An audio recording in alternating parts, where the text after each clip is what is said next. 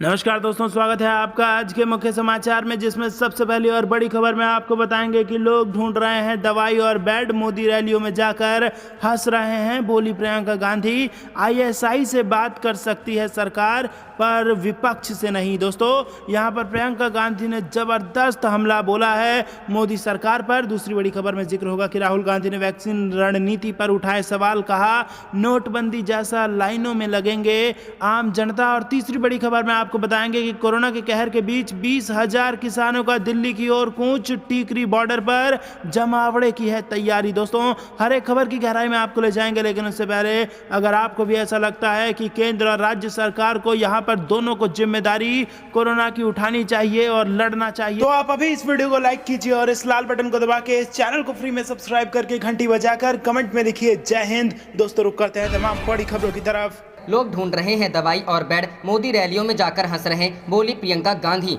ISI से बात कर सकती है सरकार, पर विपक्ष से नहीं। जी हां दोस्तों, भारत में कोरोना वायरस के बढ़ते केसों के बीच कांग्रेस नेता प्रियंका गांधी वाड्रा ने प्रधानमंत्री नरेंद्र मोदी और केंद्र की भाजपा सरकार पर निशाना साधा है। उन्होंने भाजपा नेताओं की चुनावी रैलियों का मुद्दा उठाते हुए कहा, आप आज भी चुनाव प्रचार में व्यस्त हैं, रैलियों में हंस रहे हैं, सब तरफ से लोगों के रोने की रिपोर्ट आ रही है, लोग मदद की गुहार लगा रहे हैं, लेकिन आप बड़ी बड़ी रैलियों में जाकर हंस रहे हैं। हंस कैसे सकते हैं? समझ में नहीं आ रहा है कि ये सरकार क्या कर रही है। प्रियंका ने पीएम मोदी की पाकिस्तान से बात करने की कोशिशों पर तंज कसते हुए कहा, ये सरकार दुबई में आईएसआई से बात कर सकती है, विपक्ष के नेताओं से बात नहीं कर सकती। मैं नहीं मानती कि आज विपक्ष का एक भी नेता ऐसा है जो इन्हें पॉजिटिव और रचनात्मक तरीके से सुझाव नहीं दे रहा है। प्रियंका ने देश में चिकित्सा व्यवस्थाओं में कमी का मुद्दा उठाते हुए कहा, आज देश भर से रिपोर्ट आ रही है कि बेड, ऑक्सीजन, रेमडेसिविर, वेंटिलेटर की कमी है। पहली वेव और दूसरी वेव के बीच हमारे पास तैयारी करने के कई महीने थे। भारत की ऑक्सीजन प्रोडक्शन कैपेसिटी दुनिया में सबसे बड़ी है। ऑक्सीजन को ट्रांसपोर्ट करने की सुविधा नहीं बनाई गई। कितनी बड़ी त्रासदी है कि देश में ऑक्सीजन उपलब्ध है, लेकिन जहां पहुंचना चाहिए वहां पहुंच नहीं पा रहा है। प्रियंका ने आगे कहा, पिछले 6 महीने में 1.1 मिलियन रेमडेसिविर इंजेक्शन का निर्यात हुआ है और आज हमारे पास इंजेक्शन की कमी है। प्रियंका ने वैक्सीन लगाने की धीमी रफ्तार पर तंज कसते हुए कहा, सरकार ने जनवरी से मार्च महीने में कोरोना वायरस की 6 करोड़ वैक्सीन निर्यात की और इसी समय में 3 से 4 करोड़ भारतीयों को वैक्सीन दी। आपने भारतीयों को प्राथमिकता क्यों नहीं दी? हर जगह से ऐसी रिपोर्ट आ रही है कि समझ में ही नहीं आ रहा कि ये सरकार क्या कर रही है। शमशान घाटों पर इतनी भीड़ लगी है, लोग कूपन लेकर खड़े हैं। हम इस स्थिति में सोच रहे हैं कि हम क्या करें। जो सरकार को करना चाहिए था वो सरकार नहीं कर रही है। मैं सकारात्मक तरीके से कह रही हूं कि भगवान के लिए सरकार कुछ करे। उनके पास जितने संसाधन हैं उन्हें वो कोरोना की लड़ाई में लगाएं। अगर केंद्र सरकार अपना मन बनाए तो अभी भी ऑक्सीजन की सुविधा बनाई जा सकती है। रुख करते हैं अगली खबर की तरफ। राहुल गांधी ने वैक्सीन रणनीति पर उठाए सवाल, कहा नोटबंदी जैसा लाइनों में लगेंगे आमजन। जी हां दोस्तों, कोरोना वायरस के बढ़ते संक्रमण के बीच केंद्र सरकार ने 1 मई से 18 साल से ज्यादा उम्र के लोगों को वैक्सीन देने की घोषणा कर दी है। इस बीच कांग्रेस नेता राहुल गांधी ने वैक्सीन रणनीति पर सवाल उठाए हैं और कहा है कि इससे अंत में सिर्फ कुछ उद्योगपतियों को फायदा होगा। वैक्सीन रणनीति नोटबंदी जैसी, राहुल गांधी ने वैक्सीन रणनीति पर सवाल उठाते हुए ट्वीट किया, केंद्र सरकार की वैक्सीन रणनीति नोटबंदी से कम नहीं। आमजन लाइनों में लगेंगे, धन, स्वास्थ्य और जान का नुकसान झेलेंगे और अंत में सिर्फ कुछ उद्योगपतियों का फायदा होगा। कोरोना वायरस से संक्रमित हुए हैं राहुल गांधी कोरोना वायरस से संक्रमित हो चुके हैं और अपने घर में आइसोलेशन में हैं। राहुल गांधी ने ट्वीट कर बताया, कोरोना वायरस के हल्के लक्षण दिखने के बाद टेस्ट रिपोर्ट पॉजिटिव आई है। जो भी लोग हाल फिलहाल कांटेक्ट में आए हैं वो सुरक्षा प्रोटोकॉल फॉलो करें और सुरक्षित रहें। देश भर में अब तक लगी 13.1 करोड़ वैक्सीन की डोज। स्वास्थ्य मंत्रालय के अनुसार कोरोना संक्रमण को रोकने के लिए अब तक देश भर में वैक्सीन की 13 करोड़ 1,19,310 डोज लगाई गई हैं। भारतीय चिकित्सा अनुसंधान परिषद के अनुसार अब तक 20 अप्रैल तक देश भर में 27 करोड़ 10,53,392 सैंपल टेस्ट किए गए हैं, जिसमें से 16,39,357 टेस्ट मंगलवार 20 अप्रैल को किए गए थे। 24 घंटे में देश भर में 2,000 से ज्यादा मौत। केंद्रीय स्वास्थ्य मंत्रालय के मुताबिक पिछले 24 घंटों में भारत में 2,95,041 लोग कोरोना वायरस से संक्रमित हुए हैं, जबकि इस दौरान 2,023 लोगों की जान गई। इसके बाद भारत में कोरोना संक्रमितों की कुल संख्या 1,56,16,130 हो गई है और 1,82,553 लोग अपनी जान गंवा चुके हैं। देश में कोविड-19 के एक्टिव 21,57,538 पहुंच गई।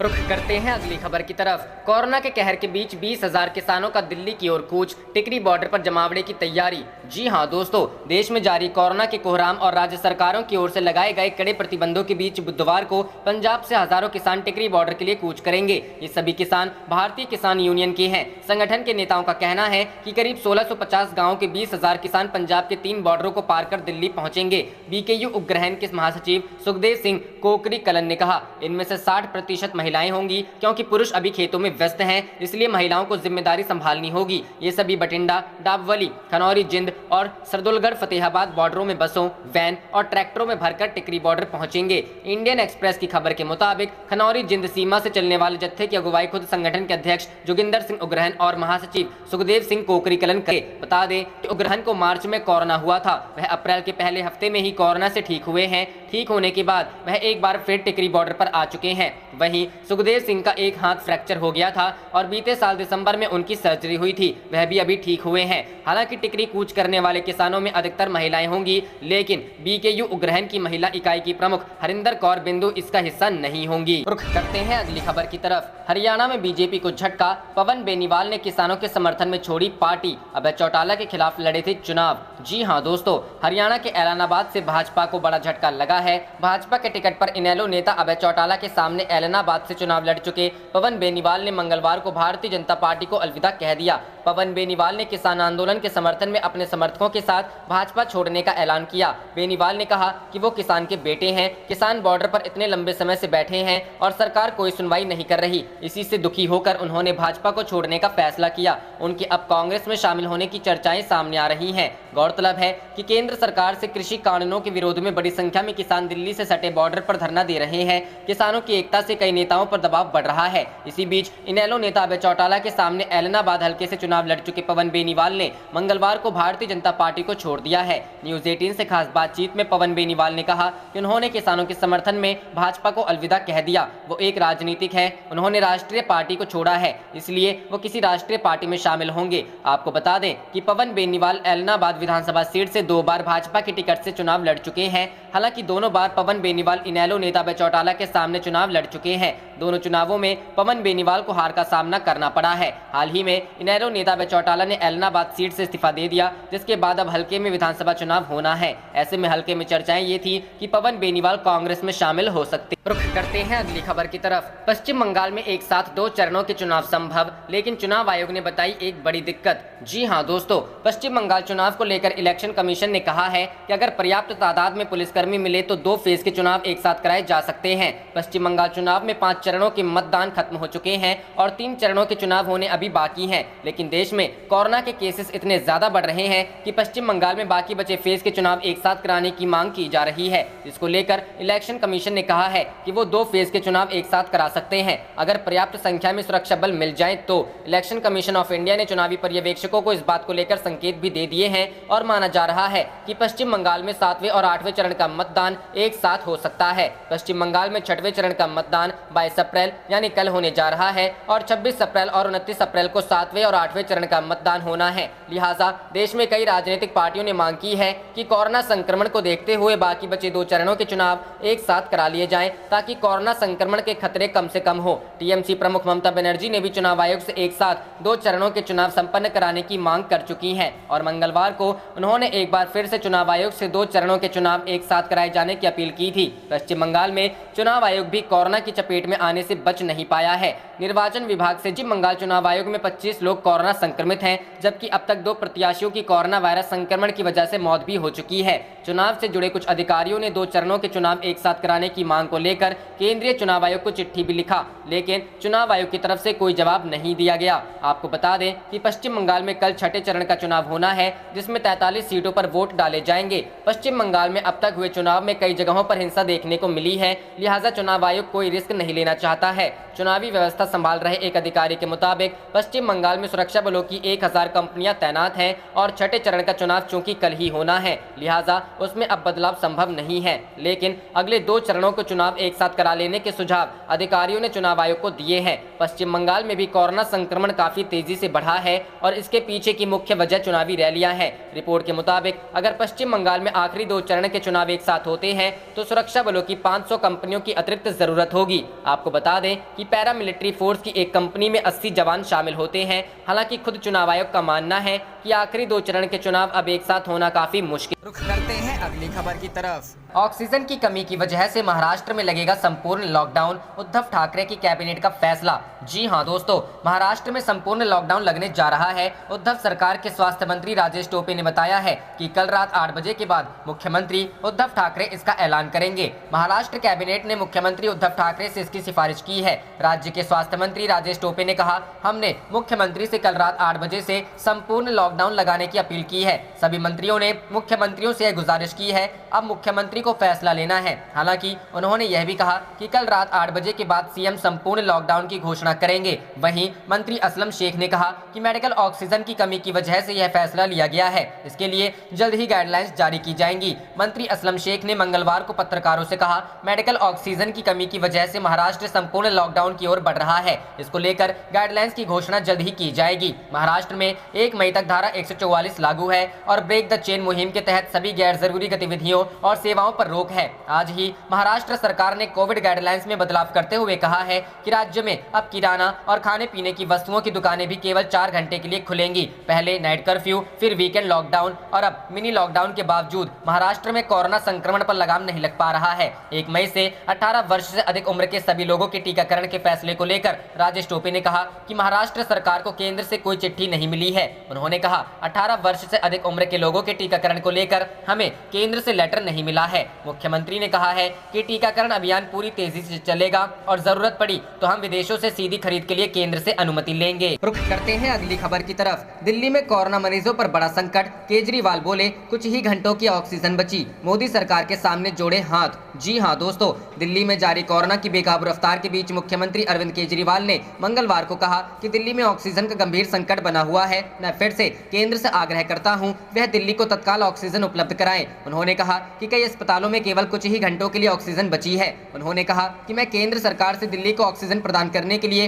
हाथ जोड़कर आग्रह करता हूं। दिल्ली के उप मुख्यमंत्री मनीष सिसोदिया ने भी एक ट्वीट कर कहा, दिल्ली के अधिकांश अस्पतालों में अगले 8 से 12 घंटों के लिए ही ऑक्सीजन बची है। हम दिल्ली का ऑक्सीजन सप्लाई कोटा बढ़ाने के लिए 1 हफ्ते से मांग कर रहे हैं, जो केंद्र सरकार को करना है। अगर कल सुबह तक पर्याप्त मात्रा में अस्पतालों में ऑक्सीजन नहीं पहुंची तो हाहाकार मच जाएगा। वहीं दूसरी ओर केंद्र ने मंगलवार को दिल्ली हाईकोर्ट को सूचित किया कि फिलहाल दिल्ली में ऑक्सीजन की आपूर्ति में कोई कमी नहीं है और कुछ उद्योगों को छोड़कर ऑक्सीजन के अन्य तरह के औद्योगिक इस्तेमाल पर रोक लगा दी गई है। स्वास्थ्य मंत्रालय की ओर से अदालत को बताया गया कि 20 अप्रैल तक की स्थिति के अनुसार मेडिकल ऑक्सीजन की आवश्यकता में 133% की असामान्य बढ़ोतरी का अनुमान है। दिल्ली द्वारा बताई गई मांग का प्रारंभिक अनुमान 300 मीट्रिक टन का था, जिसका संशोधित अनुमान बढ़कर 700 मीट्रिक टन हो गया। केंद्र ने हाईकोर्ट को यह जानकारी भी दी कि उसने दिल्ली सरकार के अस्पतालों को करीब 1390 वेंटिलेटर मुहैया करवाए हैं। इससे पहले दिल्ली हाईकोर्ट ने केंद्र सरकार से सवाल किया था कि क्या उद्योगों की ऑक्सीजन आपूर्ति कम करके उसे वह मरीजों को मुहैया कराई जा सकती है। जस्टिस विपिन सांघी और जस्टिस रेखा पल्ली की बेंच ने केंद्र सरकार से कहा था कि उद्योग इंतजार कर सकते हैं, मरीज नहीं, मानव जीवन खतरे में है। बेंच ने कहा कि उसने सुना है कि गंगाराम अस्पताल के डॉक्टरों को कोविड-19 के मरीजों को दी जाने वाली ऑक्सीजन मजबूरी में कम करना पड़ रही है, क्योंकि वहां जीवन रक्षक गैस की कमी है।